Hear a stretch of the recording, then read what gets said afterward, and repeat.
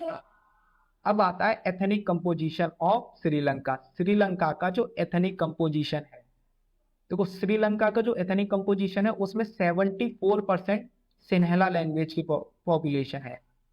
74% सिन्हला language speaking community है, जो कि क्या है, बुद्धिस्ट है।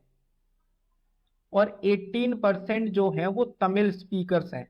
जो तमिल लैंग्वेज बोलते हैं उसमें ज्यादातर हिंदूज और मुस्लिम्स हैं। और 18% में से 13% जो है वो श्रीलंकन तमिल है, और 5% बचे हुए वो है इंडियन तमिल्स।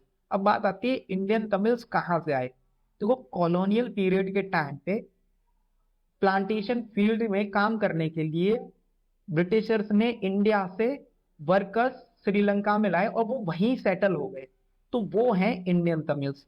और बचे हुए ये जो 7% हैं वो हैं बोथ लैंग्वेज, दोनों लैंग्वेज बोलते हैं, वो सिन्हला भी बोलते हैं तमिल भी बोलते हैं, और उनका जो रिलीजन है वो है Christians.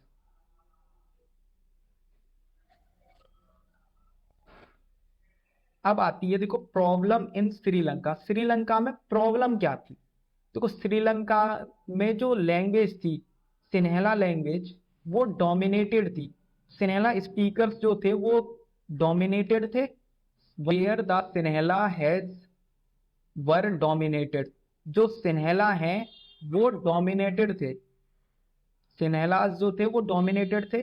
New constitution promise that state shall be protected and foster Buddhism.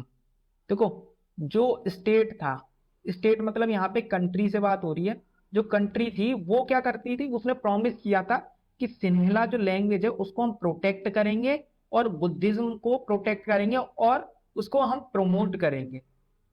और थर्ड पॉइंट ये था कि गवर्नमेंट क्या करती थी, फेवर में थी सिन्हला स्पीकर्स के, उनको अपॉर्चुनिटीज मिलती थी जॉब्स में और यूनिवर्सिटीज में एडमिशन के लिए। Government favoured Sinhala speakers in jobs, admission in universities. अब देखो इसका क्या हुआ, रिएक्शन हुआ कुछ। अब इसका रिएक्शन क्या हुआ, जो श्रीलंकन तमिल्स थे, Sri Lankan Tamils launched parties and struggle for their demand. Sri Lankan Tamil ने अपनी पार्टी लॉन्च की थी और उसके साथ साथ कुछ डिमांड्स रखी थी। उसमें से पहली डिमांड थी recognising Tamil as a official language. जिस तरीके से सिन्हला लैंग्वेज को ऑफिशियल किया गया था उसी तरीके से तमिल लैंग्वेज को ऑफिशियल करने की डिमांड थी। दूसरा क्या था, दूसरा रीजनल ऑटोनॉमी, कि उनको भी रीजनल ऑटोनॉमी मिलनी चाहिए।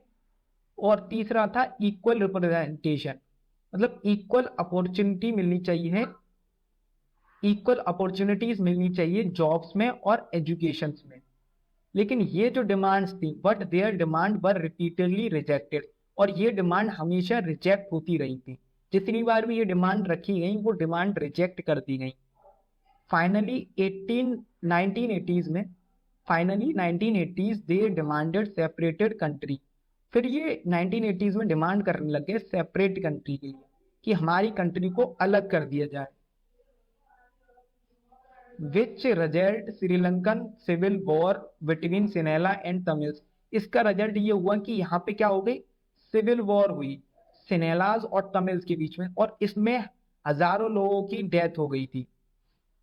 वॉट डिड वी लर्न, अब हम इससे लर्न क्या हुआ, पावर शेयरिंग और मेजोरिटिनिज्म से। मेजोरिटिनिज्म सही है या फिर पावर शेयरिंग सही है। मेजोरिटिनिज्म से नुकसान है, इससे सिविल वॉर है, इसमें कॉन्फ्लिक्ट होने के चांसेस ज्यादा होते हैं। और पावर शेयरिंग कॉन्फ्लिक्ट को क्या कराता है, रिजॉल्व कराता है।